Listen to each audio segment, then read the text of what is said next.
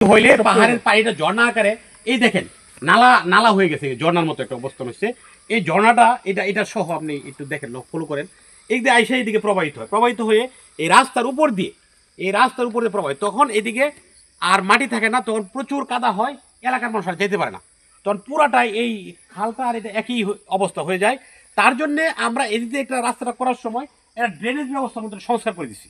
এই ড্রেনের জন্য পানিটা এসে রাস্তার উপরে না আসে, এই ড্রেন দিয়ে চলে যায়। এই ড্রেনটা করার ফলে এখানে যদি করে তখন এই পাহাড়ের মধ্যে হালকা একটু আঁচড় লাগছে।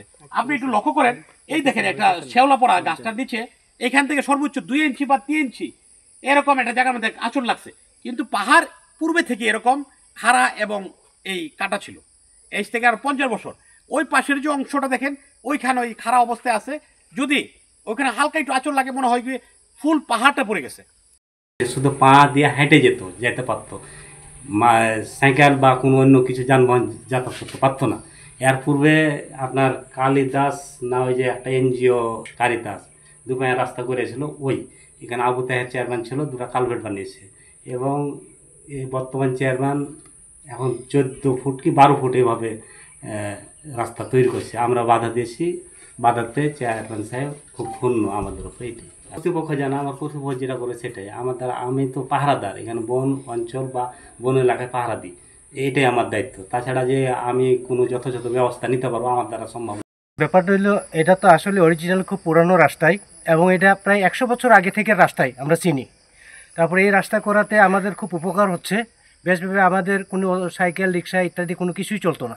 চেয়ারম্যান সাহেবের ইয়াতে এই রাস্তা হইতেছে, এবং খুব পুরনো রাস্তা, এটার উপর শুধু সংস্কার চলছে। অল্প একটু মাটি কাটা হয়েছে, কাটা মানে কি ওই যে পুরনো দাগ আপনারা দেখতে পারতেছেন আর কি, ওই পুরনো দাগ দিতে এটা থেকে ড্রেসিং করে হয়েছে যৎসামান্য, এইটুকুই। আমাদের জন্য খুব উপকারী, এবং জনস্বার্থে, আমাদের গ্রামের স্বার্থে, বিশেষ করে এই এলাকার জনগণের স্বার্থে আমরা মনে করি খুব ভালো হয়েছে এবং উপকার হয়েছে। পূর্বকাল থেকে আমরা জন্ম আগে থেকে রাস্তাটা মনে করুন পেট পানি ভাঙ্গিয়া আমরা কারোর বাড়ি ঢুকতে হয়। পরে এখন মনে করুন রাস্তাটা যেহেতু হয়েছে আমরা মোটামুটি খুশি হয়েছি, সরকার থেকে আমরা খুশি হয়েছি, চেয়ারম্যানের ধন্যবাদ দেওয়া হইল। এখন মানে একটু চেয়ারম্যানে আমরা ইয়া করছে, সুযোগ দিছে, এই আমরা একটু সহযোগিতা পাইলাম আর কি, সহযোগিতা পাইলাম।